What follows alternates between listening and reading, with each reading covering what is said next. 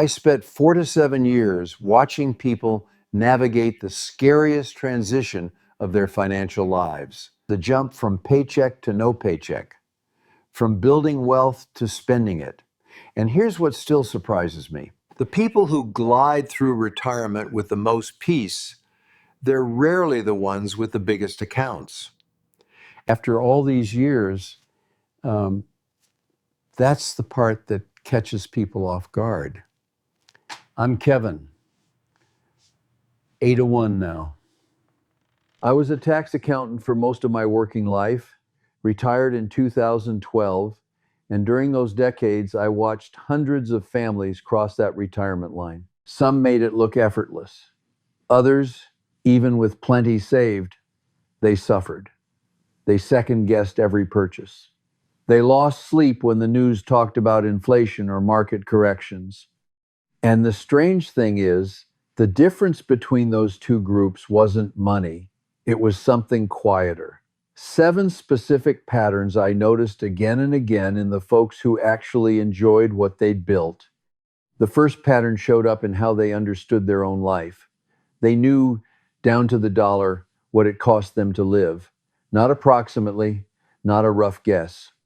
They could tell you their monthly bills, their yearly property taxes, what they spent on groceries versus eating out, how much went to the grandkids' birthdays. I had a neighbor once, a man named Gerald, worked for the county for 32 years. When he retired, he sat down with 12 months of bank statements and built himself a spreadsheet. Took him a whole weekend. He came over Monday morning with this thick folder and said, "Kevin, I thought we were spending $5,000 a month. Turns out it's $7,200. That extra $2,000, that was the difference between his plan working and not working. Most people guess at this number. The ones who sleep well, they measure it. The second thing I noticed, they kept cash nearby. Real cash. Liquid money they could touch in a week if they needed to. Not invested, not tied up, just sitting there safe." Now I know what you're thinking. Kevin, that's wasteful. Inflation eats that up. I should have it working for me in the market. And sure, if everything goes perfect, you'd be right. But retirement isn't about perfect. It's about surviving the imperfect. I watched what happened in 2008. The market dropped, people panicked, and the ones who had to sell stock to pay their mortgage, they locked in losses they never recovered from. The folks with a year or two of expenses in cash or short bonds, they didn't have to touch their investments. They waited. They recovered. Cash bought them calm. It's not about return. It's about being able to sleep when the world's on fire. Third pattern, they planned their taxes like it was a chess game. Not once. Every year. Most people think about taxes in April, file the return, feel relieved or annoyed, then forget about it until next spring. The retirees who did well, they looked at taxes in May and said, "Okay, what's my move for next year?" They'd convert a little IRA money to Roth when their income dipped. They'd manage which account they pulled from to stay under the Medicare threshold. They understood something critical. You control your tax bill more in retirement than you ever did while working.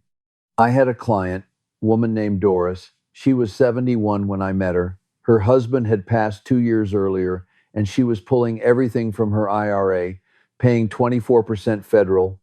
Didn't realize she could have been converting chunks to Roth in her 60s at 12%.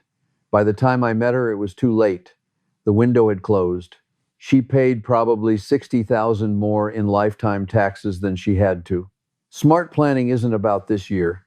It's about the next 30. Fourth thing, and this one's harder to explain, they stopped measuring success by portfolio value and started measuring it by income reliability.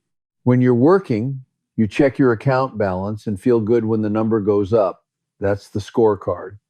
When you retire, that instinct doesn't just vanish, but it needs to. Because now the question isn't how much do I have, it's how much can I safely pull out every month without running dry. I watched people struggle with this. They'd have $800,000 saved and feel broke because they didn't trust themselves to spend it. Meanwhile, someone with 500,000 and a clear withdrawal plan, they'd be taking trips, helping the kids, living fully. The difference was structure. The second group built themselves a paycheck. They knew exactly where the money came from, which account, how much, when. It became routine, predictable. The first group just watched the balance and hoped it lasted. Fifth pattern, they gave every dollar a purpose before they needed to. This sounds simple, but it's not. They decided early what the money was for. This chunk is for living expenses the next decade. This piece is for medical surprises.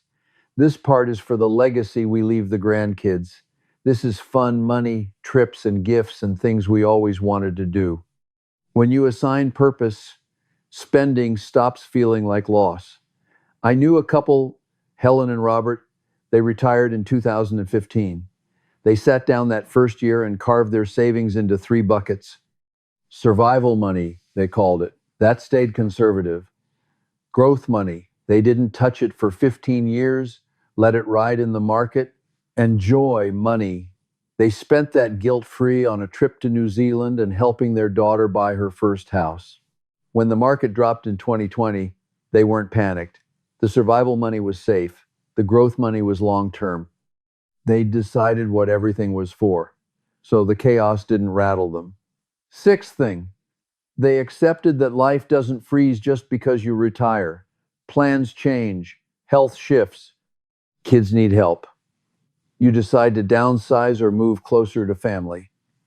The retirees who stayed calm, they revisited their numbers whenever something big shifted, not obsessively, but intentionally.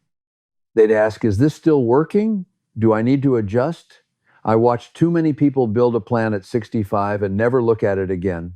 Then at 78, something changes and they're caught flat-footed. Retirement planning isn't one and done. It's a living thing. The seventh pattern, the one that mattered more than I ever expected, they made the boring protection decisions early and then stopped worrying about them. Long-term care, estate documents, liability insurance, health care before Medicare kicks in. Nobody wants to think about this stuff. It's depressing and complicated and feels like you're planning your own decline. But the people who handled it early, who made those decisions while they were still sharp and healthy, they removed a massive cloud of uncertainty. I can't tell you how many families I watched get blindsided by a health crisis with no plan. The stress of it, the financial chaos, it's avoidable. Handle the unsexy stuff at the beginning. Then you can live without that weight. Those 7 patterns, they weren't flashy. Nobody's bragging about their estate documents over dinner. But here's what I learned in 47 years.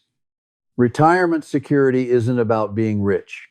It's about being clear, knowing your costs, keeping reserves, managing taxes, building income, giving money purpose, staying flexible, protecting the downside. That's it. The people who did those things, they enjoyed their lives. The ones who didn't, they hoarded and worried and often left behind more than they'd ever needed because they never gave themselves permission to use it. You don't get a second run at this.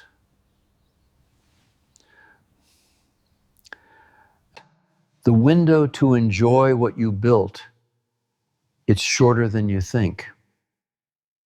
So build the structure, make the boring choices, then stop counting and start living.